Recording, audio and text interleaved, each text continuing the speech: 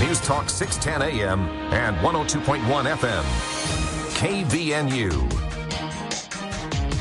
4:05 on this hot Tuesday afternoon. I'm Will Feelright with your local headlines. I'll get to that weather forecast coming up in just a minute.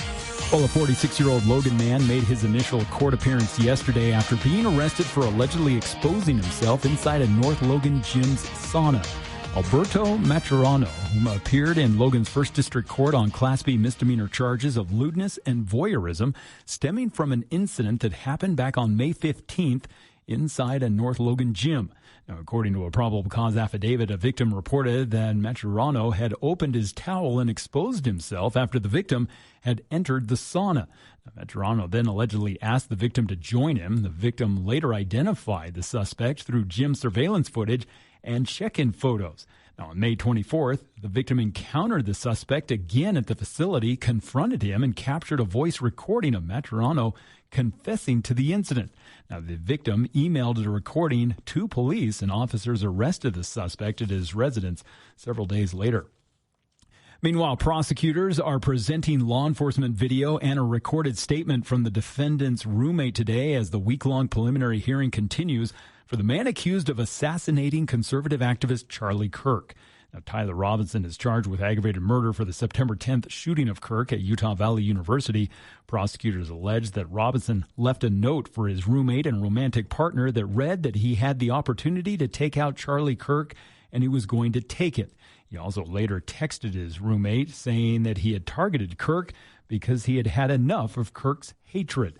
Now, yesterday, former campus officer Christopher Bagley had testified that he had witnessed the shooting and subsequently discovered a suspected sniper pad on a nearby gravel rooftop. Now, the prosecution also displayed graphic videos of the shooting, which prompted Kirk's family to briefly exit the courtroom twice.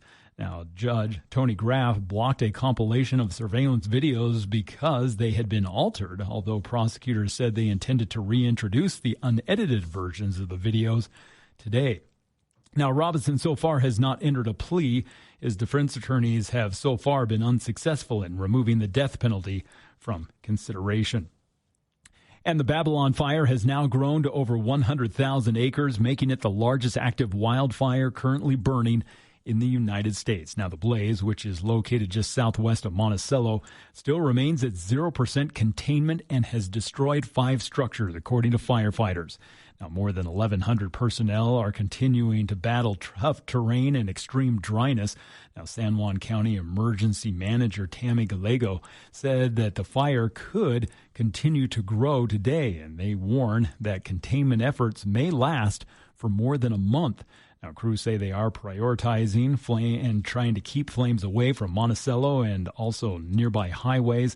Firefighters are also trying to establish some wider indirect containment lines and using infrared drones to locate hidden hotspots within the massive fire. Well, unfortunately, the weather is not cooperating at all with firefighters as we're going to continue to see hot and dry conditions through the next several days. Now, today's temperatures have been in the low 90s. Tonight will drop into the low 60s, then be back into the mid-90s for tomorrow through Friday. Looks like still for the weekend we could see triple digits here in Cache Valley, around 102 to 103, and then staying hot into next week. And bringing you our weather here at the top of the hour is the best of northern Utah. Yeah, the new winners are out for 2026, like the Aspen Spa, Smithfield Implement, Al Sporting Goods, and the Owl. You can check out all of the winners by picking up a free copy of the Best of Northern Utah magazine that's available at great businesses all throughout the valley. And KVNU News Time is now 4:09, and KVNU's For the People show is coming up next with Jason Williams. I'm Will Feelright with your KVNU Locals News headlines. Hello, Cache Valley. It's Matt Robbins with Quality First Insurance, and we're changing our name to Alara Group. We're still your local hometown team, but now with even more options.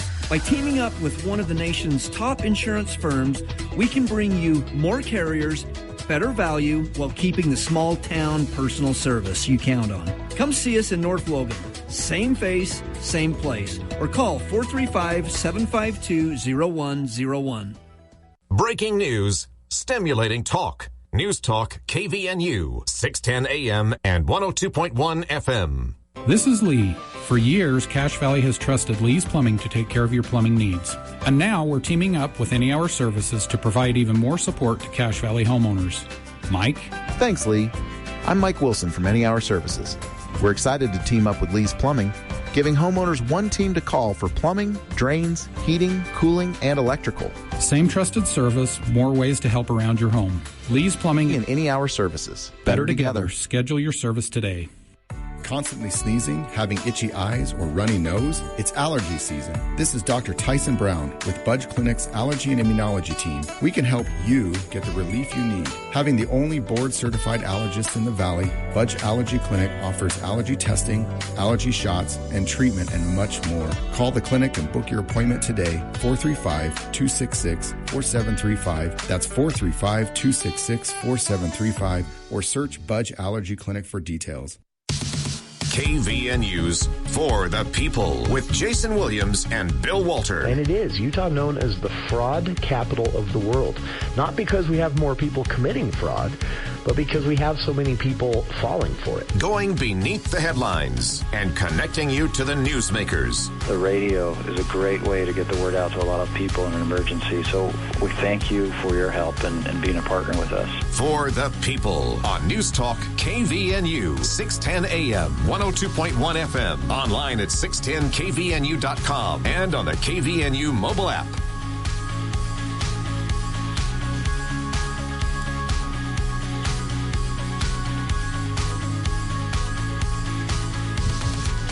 Welcome to KVNU's For the People.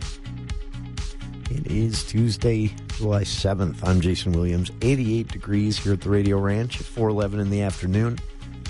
Thank you for tuning in. Coming up on the show today, update, day 2 of the preliminary hearing in the Tyler Robinson trial, man accused of killing conservative commentator and activist Charlie Kirk at Utah Valley University last year. And day 2 of the preliminary hearing, basically prosecutors making the case to the judge that they have enough evidence to warrant a jury trial. It was a heavy day. We'll talk about what was presented and some of the new things the public learned today from evidence submitted by the prosecution for judicial review. That's coming up later on this hour. The For the People Book Club returning this month for... this is going to be a fun discussion. Craig Peterson joins us once a month to just pick one of the books he's recently read and talk about it. And today we'll be talking about a book called The Many Lives of Mama Love, a memoir of lying, stealing, writing, and healing. This is written by Laura Love Hardin. It was a New York Times bestseller for nearly a year, and then was... selected as part of Oprah's book club in 2024, got a huge boost, and that's where most people, I think, started to hear about it. It's the true story of a woman tragically sliding from suburban soccer mom to an opioid addict with, in the end, 32 felonies, including some jail time, and where she actually earned the nickname Mama Love in jail. And she dug her way out of that situation. It's very similar to a story that was reported here in Utah, a young mom from Utah County, American Fork, that found herself going from having opioids prescribed by her doctor to just months later, she and her husband driving into Salt Lake City in the middle of the night to a back alley somewhere to purchase heroin. And she told the story to Deseret News how this didn't seem strange to her at all. As she slipped into this world of addiction and maintained that American Fork suburban house mom facade, despite being a heroin addict. So we'll talk about that in hour 2. The Many Lives of Mama Love by Laura Love Hardin, with Craig Peterson joining us again for the People Book Club episode this month. We also have a really timely sneak preview of this week's Sutherland Institute's Defending Ideas. Yesterday on the show, I talked a little bit about this debate happening here in Utah over an AI pilot program, part of what Utah lawmakers call the regulatory sandbox. This is basically a way for companies to run a pilot program where the state waives or pauses certain regulations and rules in order for them to test something or trial balloon something. In this case, it is an AI client, an AI chatbot that will actually manage and renew your medical prescriptions.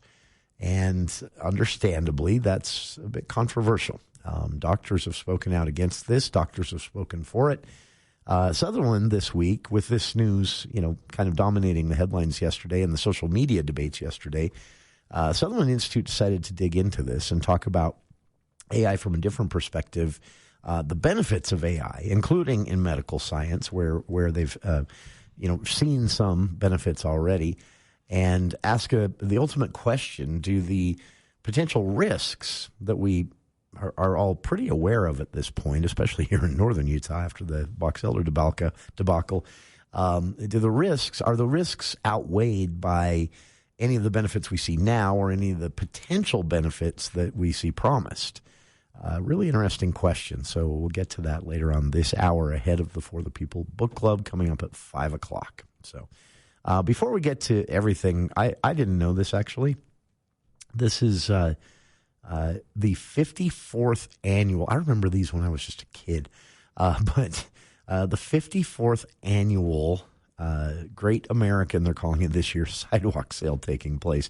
I saw the crowds as I drove through, and I remember as a kid, walking around with my mom shopping, things like that during the sidewalk sale. But I didn't know it had been that long. 54th annual. Cache Valley Daily has a write-up on this. Rod Bohm went out and took a look, talked to some people, talked to some of the downtown businesses, and took some great photos as well. So this is organized by the Logan Downtown Alliance each year.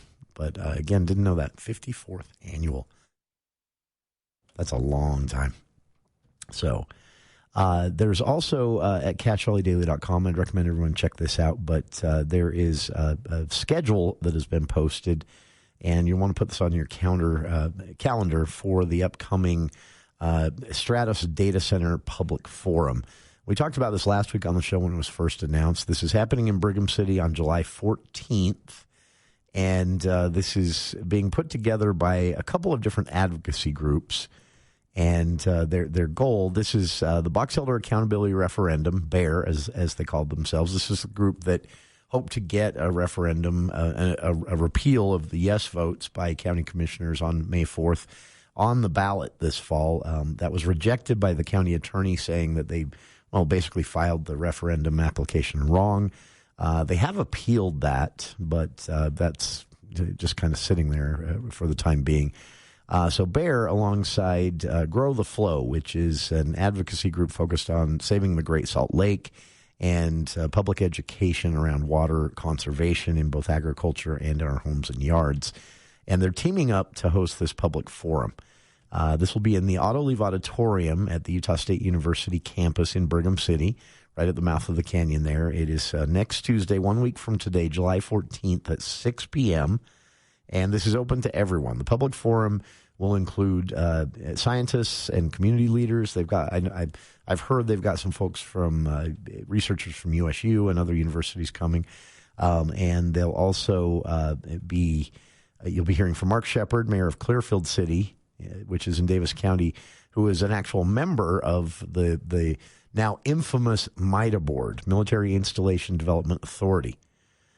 So he'll be there to speak and take questions. And MIDA, of course, was alongside Canadian billionaire businessman Kevin O'Leary of Shark Tank fame. He calls himself Mr. Wonderful. MIDA, the state board, and O'Leary were the driving force behind the Stratos Data Center Project, which is all sorts of up in the air at this point. So this forum is intended to educate. I spoke with representatives of Grow the Flow. They said their only agenda here is making sure people keep water at the forefront of their thoughts on everything, whether it's an AI data center like the Stratos Project, or whether it's just what they do when they go out in their yards. So they said they're happy to host this and provide some information, but they're hoping people walk away with a better understanding both of what's being proposed exactly for the Stratos Center, and also what some of the challenges are. So they said that they will present latest research from scientists. Community members will speak. As I mentioned, one member of the MITA board will actually be there. This is, as far as I know, the first time a MITA board member has actually spoken publicly outside of chair and now outgoing Senate President Stuart Adams after he lost his primary race, primarily, I think, because of all this. Even though he is a Republican state senator from Layton, as chair of the board, his constituents came down hard on him for this and some other things. It might have been about other things, but he sailed to re-election every year and then loses this year. It's hard not to assume with confidence this is somehow connected to what happened in Box Elder and the MITA board's role in that. So this is going to be an interesting discussion, to say the least. They're asking people to RSVP because, of course, seating will be limited. And then you get a little bit, I RSVP'd myself, and you get a little information packet about the speakers emailed to you when you RSVP. There is a link to that in the story that I've posted on our Facebook page, but it is also front page of CacheValleyDaily.com. Advocacy group schedule Stratos Data Center Public Forum in Brigham City, July 14th. And again, this is 6 p.m. at the Autoliv Auditorium there at the Utah State University Brigham City campus, right at the mouth of the canyon, roughly. So put that on your calendars. And again, full story on this with some background of what's happened, the latest that's happened with this Stratos Data Center, including Senate President Stuart Adams' loss in the June 23rd primary. That story at CacheValleyDaily.com. And we'll be back, give you a little update on what was presented by prosecution here in Utah today in day 2 of the preliminary hearing of the Tyler Robinson trial, man accused of murdering, political assassination, it was called. Conservative commentator and activist Charlie Kirk, what prosecution presented today, and a moment that even shook the judge. We'll talk about it right after this. Planning a summer getaway, or do you have friends and family arriving in Logan? Whether it's hiking, biking, fishing, family vacations, outdoor concerts, or exploring beautiful Cache Valley, you need a great place to stay. The absolute best deal in town is the Bomb Hotel and the Aggie 79 special. Stay for just $79 per night. Enjoy clean, comfortable rooms, friendly service, and outdoor pool, plus a free full breakfast for just $79 with Aggie 79. Call 752-5220, 752-5220, and book your summer stay today. Northern Utah, this is attorney Jace Allen, and thank you for voting the Allies Law Firm gold winner in 5 categories of the best of Northern Utah, including estate planning, family law, criminal defense, personal injury, and best law firm overall. Whether you need help protecting your family, navigating divorce, defending your rights, or pursuing justice after an injury, our team is here to help. From all of us at the Allies Law Firm, thank you for your support and your vote. The Allies Law Firm. We plan, we fight, you win. Northern Utah has spoken, and the results are in. The Best of Northern Utah 2026 winners have been announced. See which businesses earn top honors. Pick up your free Winners magazine at locations throughout Cache Valley, or check out the complete results online at bestofnorthernutah.com. Thank you for supporting our local businesses that make our community great.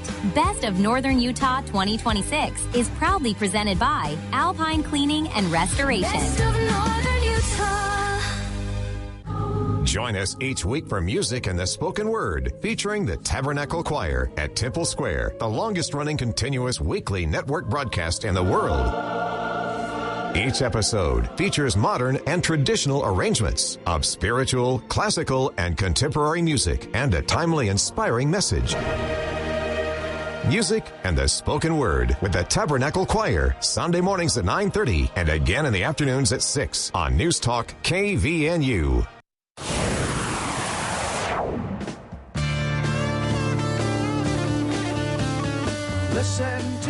Welcome back to KVNU's For the People.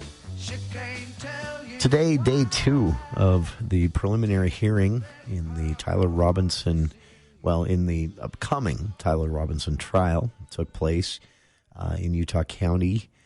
This is the man accused of murdering activist Charlie Kirk on the Utah Valley University campus, September of 2025.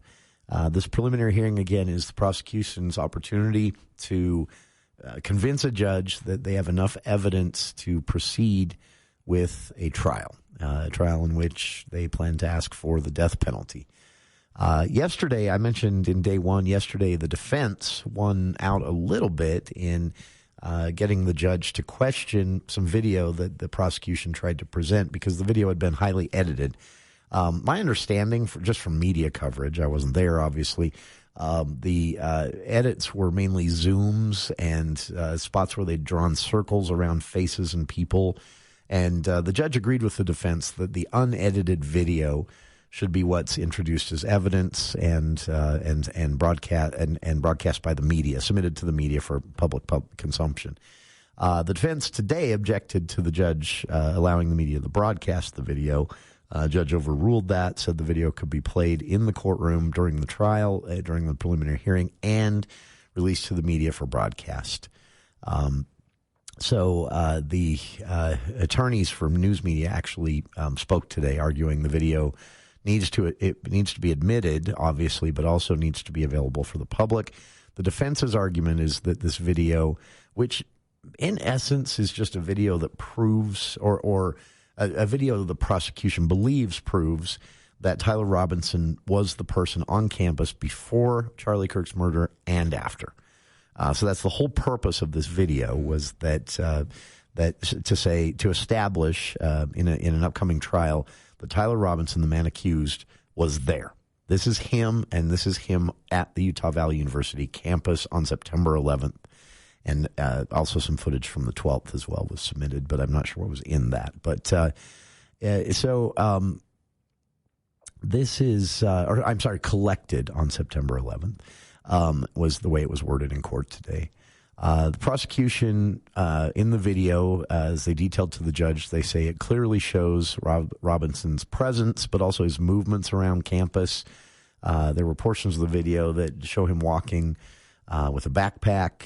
Video you've probably already seen that show Robinson walking with it's been described as a limp, but it's kind of a stiff-legged walk. And the allegation by prosecution is that he's got a gun shoved down the left leg or the right leg, I don't remember which, of his pants. That's the argument they're making. The prosecution said, that they fully believe this footage shows that Robinson was on campus. Robinson climbed onto the roof of what was known as the Lucy Building. I think they've changed the name already now. And that Robinson was the person you see crouching down and then crawling near the corner of the building. That they also had video that showed tracking movements after the incident, after the shooting, and that they say shows him leaving through a wooded area and returning again in different clothing, but the same shoes. So that video was presented today to the judge. Prosecution wrapped up pretty quickly. They didn't have a lot of questions. Utah County Attorney David Sturgill asked the lead investigating police officer of the Utah Department of Public Safety, David Hull, and he asked him a lot of questions about the video. And he asked specifically if anything from the video stood out to him, and Hull said that what stood out to him, it's apparently Robinson, the individual, jumping off the roof, and he's carrying a large item. And said, in the video that was clear. Now, remember, this isn't the trial. Prosecution will have to convince a jury beyond a reasonable doubt that Robinson committed this crime. And if they're seeking the death penalty, of course, the bar is even higher for the jury to reach a verdict of guilt. But this is the prosecution with a much lower standard that they have to meet. Just convincing the judge a trial needs to happen. So the timeline was discussed quite a bit today. There wasn't really a lot that was new in the evidence presented today. Nothing new yesterday. Not a lot today, other than there was the discussion of the interview that took place with Robinson, people David Hull, again, a police officer with the Utah Department of Public Safety and one of the lead investigators here, was asked by defense today asked by a defense attorney today, Kathy Nestor, during cross-examination, if he was present during the autopsy of Charlie Kirk. And Hull said he wasn't, but he met with the medical examiner afterwards. And Nestor asked Hull about some doorbell camera footage that he had obtained that was part of what they're going to present at trial from houses near the UVU campus, which he'd previously said in public comments depicts Tyler Robinson in his car. Nestor, the defense attorney, asked about the interview with someone named Miss Noble, who thought the driver of the vehicle that was in the video, Null said, is Robinson. This interview with someone named Miss Noble said that the driver of the vehicle was actually bald and that there were 3 other people in the car. So you can kind of see where the defense is going here, which is going after bits and pieces of the evidence, doing their job, basically, to defend their client.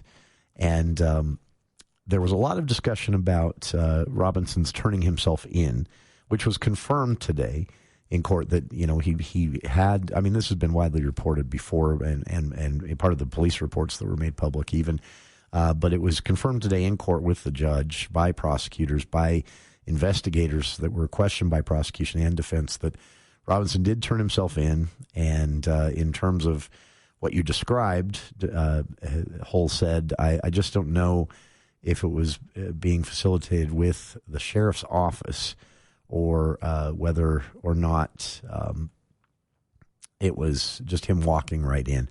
So the defense is hoping to pick apart some of these confusions. But all in all, the judge, at this point has signaled nothing at all that would stop this from going to trial. And there was a bit of sparring in court today over there's a witness statement that is part of the prosecution's collection of evidence that kind of goes to great lengths, I guess, to say there was a political purpose to this, too. Because you have to understand the prosecution is looking to establish motive for the jury if this goes to trial. And so there was an interview that was done that is intent for the prosecution's point of view to show that that Robinson, the accused, targeted Kirk for his political beliefs.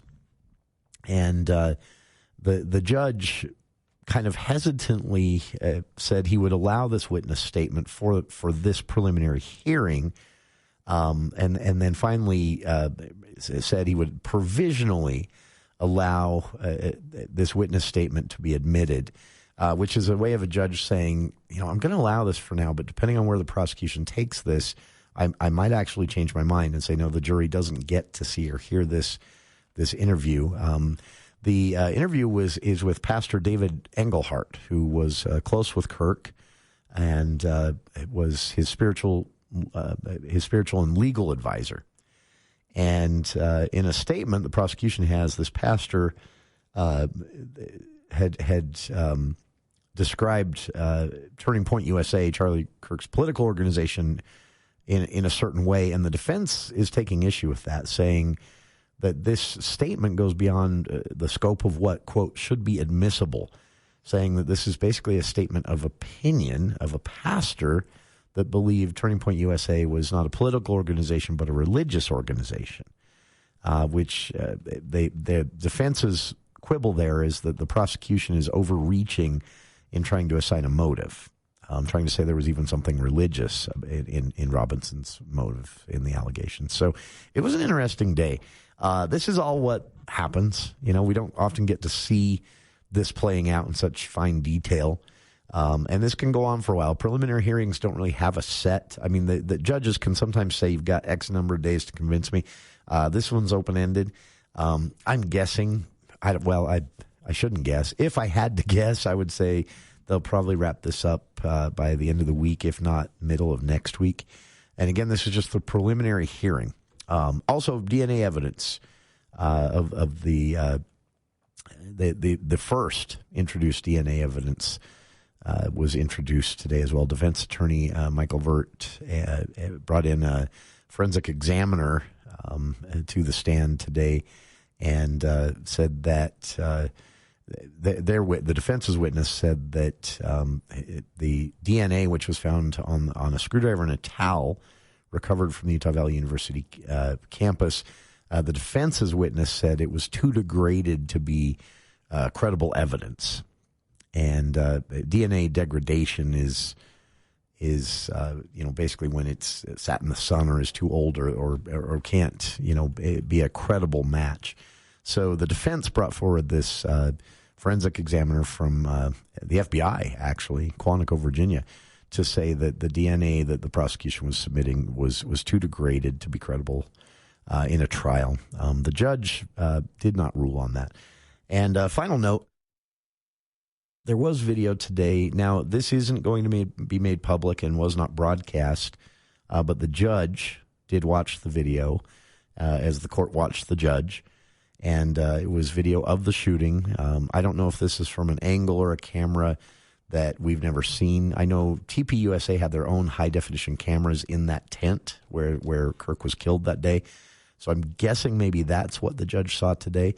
And you can see in the video of the judge watching the video, which you can't see and which won't be made public, you can see the judge wince a little bit. So day 2 of the preliminary hearing for the murder trial of Tyler Robinson, accused of assassinating Charlie Kirk. This kicked off yesterday. We're in day 2 today. And again, this wouldn't be surprised if this goes into next week. And all of this is for a judge to decide if the prosecution has enough evidence to continue putting together a jury for a trial. By the way, a listener asking here about the defense's objections to any of this being released publicly.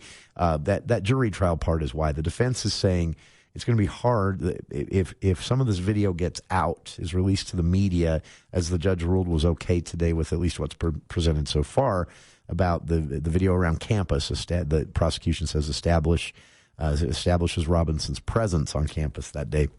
The defense is objecting, saying it will taint any possible jury pool. And that's just what the defense, that's the argument the defense has to make. So they have a job to do too, representing their client. So the judge didn't seem convinced, though, and said the video could be made public. I've linked to it, by the way, on our Facebook page if you want to see that. And we'll be back with more of KVNU's For the People, Sutherland Institute's Defending Idea sneak preview this week, flipping the coin a little bit, the positive side of AI, some of the benefits we've seen, and the question, are the risks that we're worried about outweighed by any of the benefits we've seen or benefits that are promised? Legitimate question. We'll get to this after this look at the news with KVNU's Will Feel Right.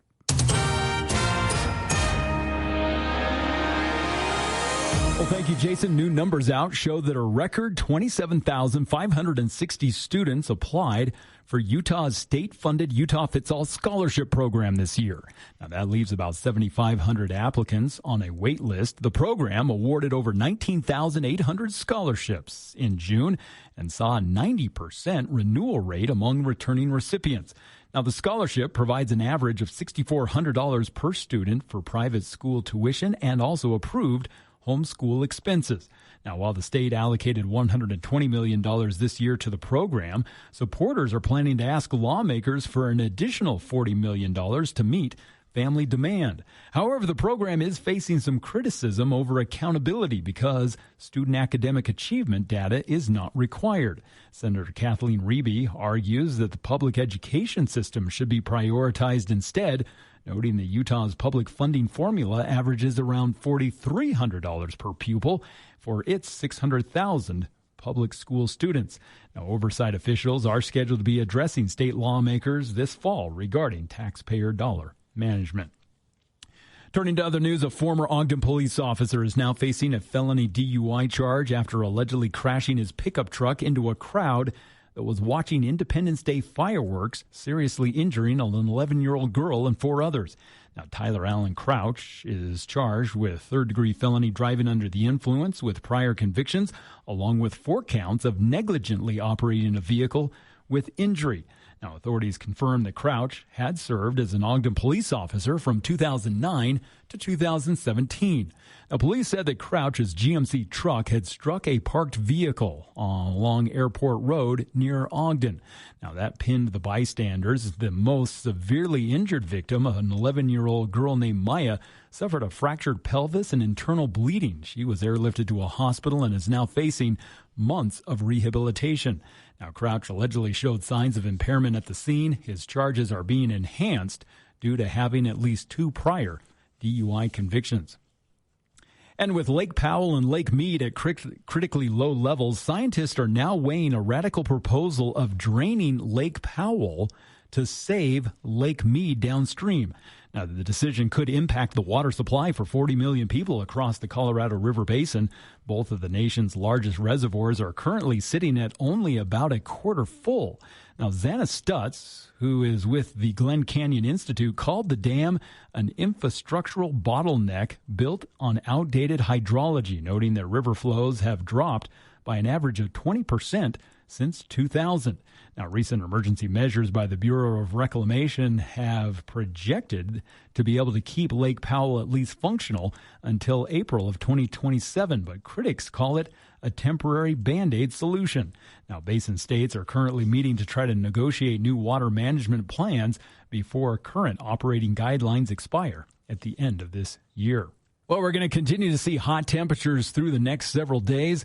As it's been in the low 90s tonight, we'll drop into the low 60s, and tomorrow back into the mid to low 90s, and we'll continue to see this hot, sunny weather pattern through the week into the weekend when temperatures are expected to get into the triple digits. And it looks like for the first of next week, even, we're going to stay around 102 degrees. And weather brought to you this hour by Matt Robbins with the Alara Group, giving you options when it comes to all your insurance needs. If you're frustrated about your current insurance agency, give Matt Robbins a call at 752-0101. And for KVNU News, I'm Will Feelright. ABC News, I'm Wayne Cabot. The U.S. launching new strikes against Iran tonight. Retaliation after Iran attacked 3 merchant ships in the Strait of Hormuz. ABC News contributor Mick Mulroy says about the so-called Memorandum of Understanding. I think the United States is frustrated that it's not getting where it thought it would be from this MOU, and they're going after the locations that Iran would use and is using to attack these commercial vessels. The U.S. has again cut off Iran's oil sales, oil now up between 5% and 6%, all as President Trump is in Turkey to meet with NATO allies. Another woman is coming forward today making allegations against Graham Plattner. Fellow progressives Bernie Sanders and Zoran Mamdani today urging Plattner to end his Senate race in Maine. 5 hours, 15 minutes later, Novak Djokovic wins a 5-set thriller at Wimbledon, advancing to the men's semifinals. This is ABC News. My friend John Hansen at the Duct Hunter has constantly educated you about the need for ductwork cleaning in your home. But what about your cabin or summer home outside the valley? You need that home's ductwork cleaned too. With high pollen counts in the mountains, dust always in the wind, and road construction ever present, the old adage of out of sight, out of mind is bad. Give the Duct Hunter a call at 770-4813 to clean out those dirty ducts in your summer home. We are the Duct Hunter. Breathe better, save money, protect your home. Bringing Wall Street to Main Street. From your local experts in downtown Logan, this is the Adams Wealth Advisors Market Report. Good afternoon. This is Mitch Green with Adams Wealth Advisors. Today, the market turned around again, with major asset classes falling by a somewhat elevated magnitude. This has gradually become a more common theme in the market as the thesis for both bears and bulls have started to collide. On the one hand, the bulls believe that AI is a generational technology that requires massive investment in infrastructure and will therefore stir up demand, even if the underlying monetization of AI appears to be subpar at the moment. On the other hand, the bears believe that because of the lack of monetization, rapidly shifting supply-demand dynamics, and many behaviors associated with hyperscalers' management teams as a result of incentives, the chip makers' incredible profitability may not be sustainable. Technology stocks led today's dip, while capital rotated into safer assets. Energy was the exception, as it was impacted by news of oil tankers being attacked in the Strait of Hormuz. The Dow Jones Industrial Average was minimally impacted thanks to its low representation of computer chip stocks, having declined only 131 points to 52,925. The Nasdaq dipped 1.16% to 25,819, while the S&P 500 edged down by 0.45% to $7,504. Gold was also joined on the decline.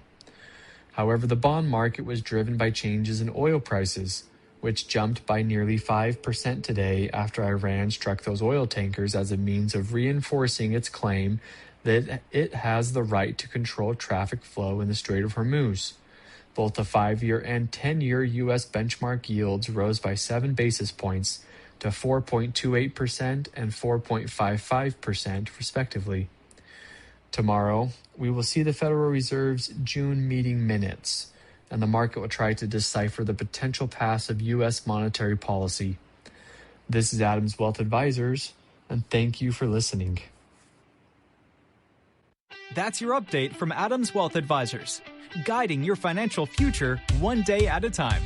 For personalized help planning yours, reach out to us at 435-752-1702. See you soon, Cache Valley. Advisory services offered through Adams Wealth Management, a registered investment advisor. For important disclosures and more information, visit adamswealthadvisors.com.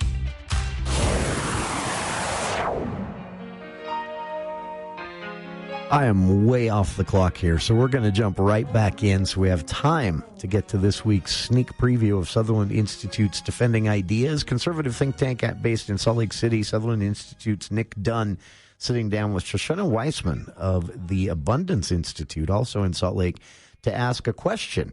Are the known risks of AI worth any of the benefits we've seen so far, or any of the benefits we've been promised will be coming? Great question. This week's sneak preview of Sutherland Institute's Defending Ideas. Say, well, how do we make sure that our public policy is structured in such a way that we can actually build the infrastructure we need? Totally. I mean, a lot of it really does come down to electricity. Like, we need more energy. We need to, everyone loves permitting reform in my space, but we really do need permitting reform to make it easier to build energy. We need more geothermal and we need nuclear, and there's all that. And it's going well. Like, Governor Cox is doing really, really great work in the state building that. To the second point, too, his first executive order in office was occupational licensing reform, which I was very, very happy about. It was so cool to see. And he's been a leader on a lot of the issues that, I think even maybe before he realized we're going to enable AI, because back when he was elected, the big conversation wasn't around AI, but he was thinking licensing reform, and his administration has done really great work here. But, we need electricity for data centers. So more energy is important, but we also need the people. And about a year ago, I saw this article that the BlackRock CEO was like, man, we need way more electricians. And I'm like, I know why we don't have enough electricians. There's a very simple reason for this. So, occupational licensing laws generally have room for reduction. Like, I'm not saying we get rid of the licenses, but in some cases, the requirements don't make sense, or they're overly burdensome, or there's not a good means-sense fit. One of the most surprising things I found out about years ago was that if you license electricians too hard, like basically if you make it way too hard to become an electrician, rates of electrocution actually go up. And this was a Department of Labor study. And the reason is because they get too expensive. So people are like, all right, well, I can't find an electrician in my price range, so I'll just give it a shot. And then it doesn't go well. Like, it's a problem. So, with all licenses, you have to think about not just the clear health and safety of, of course, we want someone trained doing electricity, but it also comes down to if those people aren't in high enough supply, what happens? And if that supply reduction is caused by laws, maybe we need to rethink how we do those laws. And one of the big problems, too, is that, especially in the trades, because data centers don't just need more electricians, they need plumbers and contractors and all kinds of trades like that. And you have big tech companies funding their training, which I think is a great way to handle things. But you also it's kind of silly to do that without also having some reform in law. But especially in eastern states, I've noticed a lot of licensing is handled at the local level. So in a lot of states, it's, you have a state electrician license or a state contractor license and subcontractor license types. But in New York, where I'm from, I spoke with my parents' plumber, and he needed 10, 20 licenses in order to operate in a relatively small area because it's all city level licensing. Same for Pennsylvania and a bunch of other states too. And the reason that's a problem isn't just because they need a lot of licenses. The reason is because you have a lot of new universal licensing recognition laws, which just means you can move to a new state and they'll recognize your license in many scenarios.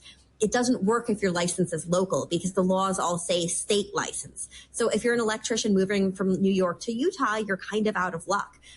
So I've advocated for, changing these laws to take into account local licenses. But one of the other interesting things is I looked at the best data I was able to find, and I think it was Pennsylvania. I did this last year for like electrocutions, rates of harm, things like that in cities that did license electricians and cities that didn't. And there really wasn't much of a difference.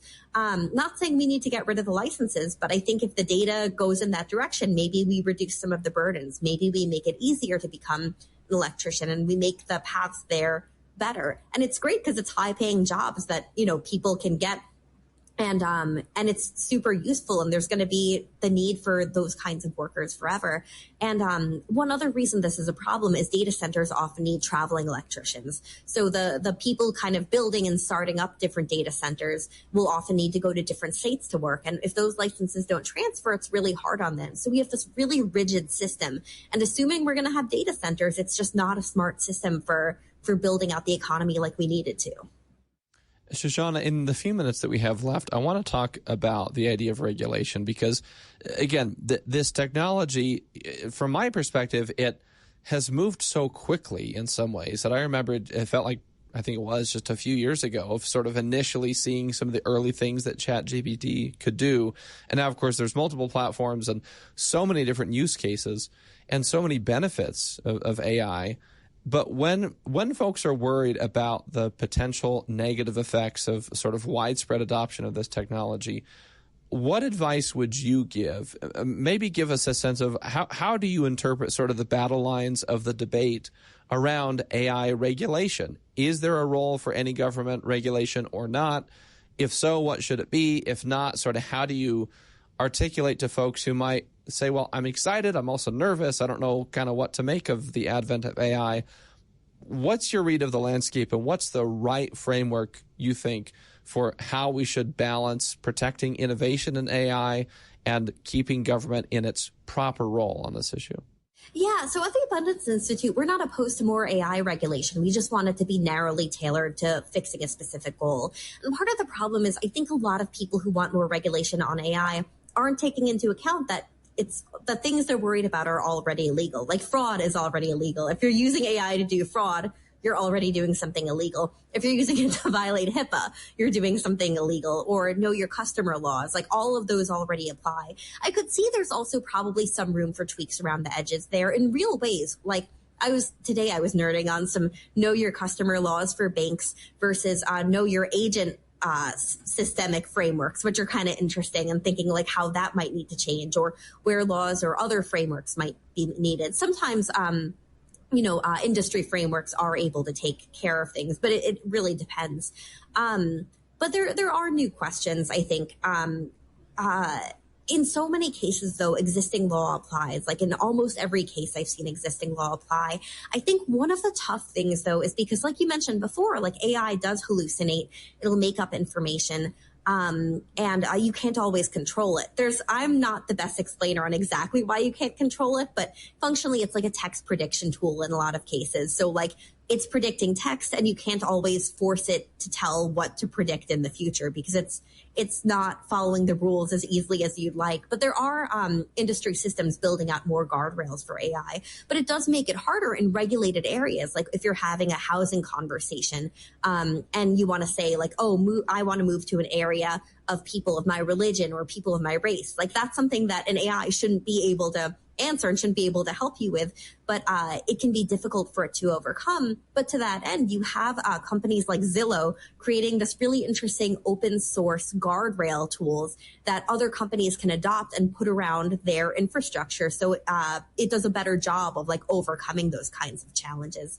So I actually think a good chunk of the leadership around problems like that may come from industry. And I'm not just saying, let's do self-regulation, but I actually think that in cases like these, it might be more effective because like the government mandating it versus like companies building it and figuring out what works and iterating it over time. They're going to make it better faster. And I think that that's something really exciting. I'm not usually super excited in life about regulatory compliance, but this is one where I think it's actually really, really interesting. And I think it's also important to have one framework. If we have lots and lots of different state frameworks, it can become impossible to comply. I've seen so many bills across different states that want to license different AI models for the same reason. So like 50 different licensed mental health models for AI, that's a lot of compliance and it becomes difficult. And I think it's easier if you do things like that at the national level. And if you figure out what you want at the national level, not to say states don't have a role. There's still a big role for states here. But I think it just becomes a lot more difficult. So those are kind of the big ways I think about this stuff. But the things that industries are doing through open source AI, like self-regulation, is some really, really interesting stuff that I can see a big future with overcoming some of the problems here. Shoshana, in the brief time we have left, if you were to kind of leave a governor, a state legislature, legislative leadership, or a voter with kind of one key takeaway from this conversation, what's the one biggest, most essential thing that folks need to keep in mind when it comes to AI and tech, whether it's regulation or governance or the use in daily life? What's kind of the best framing comment to help us proceed thoughtfully and correctly as a state and as a nation when it comes to AI? Well, I think it's that AI is going to do amazing things and enable people to do amazing things. And it's really, really important not to stop that. You know, I've had wild uses of medical AI use, but you read stories and there's all these people with diseases where doctors weren't listening and they got through to the AI and the AI was able to help them talk to doctors. Like that's amazing. And I'm not down on doctors. I think there's really great doctors who sometimes don't know things outside their scope and can't keep up with like lots and lots of new medical information.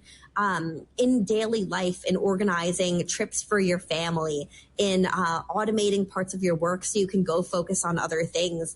And I mean, there's going to be amazing things here. Even stopping cyber attacks. Like AI has huge promise, not just to cause cyber problems, but to also fix them. Again, presenting an alternate view, the optimistic, positive side of AI, its potential at least. That was Nick Dunn of the Sutherland Institute sitting down this week in the Defending Ideas episode with Shoshana Weissman, who is digital director and policy advisor at the Abundance Institute, also based in Salt Lake. And you can watch the full episode via sutherlandinstitute.org, a sneak preview there for our listeners.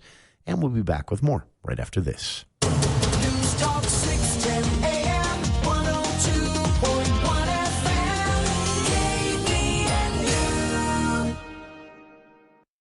Hey Utah, have you heard? Nuclear energy might be coming to our state. Now, before your brain jumps straight into sci-fi movies, let's talk about what nuclear actually does. Nuclear technology helps power our nation's submarines, supports life-saving cancer treatments, and produces reliable electricity for millions of homes.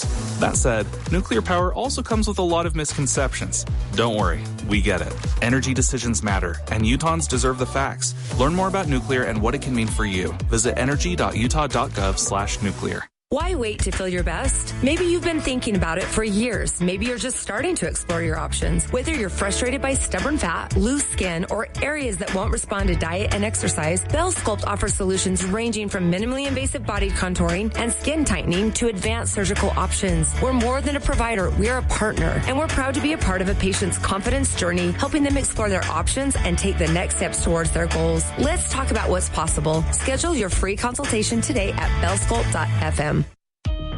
Box Elder County. Got a junk car? Here's where it goes now. DD Auto and Salvage in Logan is stepping up, serving Brigham City, Tremont, Willard, Corinne, Garland, and across northern Utah and southern Idaho. They pay top dollar for vehicles and scrap metal, and they'll haul it away for you. Fast, easy, and you'll get paid.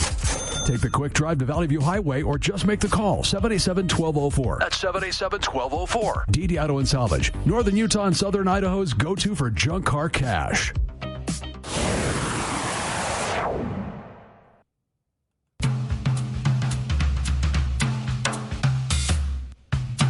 That's it for hour one of today's show, but stick around for the People Book Club with Craig Peterson coming up in hour two. We're going to be talking about the true story, believe it or not. The Many Lives of Mama Love.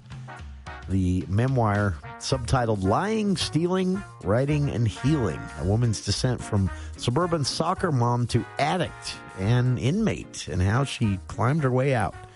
That's hour 2 of today's show in the For the People Book Club. Right after this, here on KVNU Logan.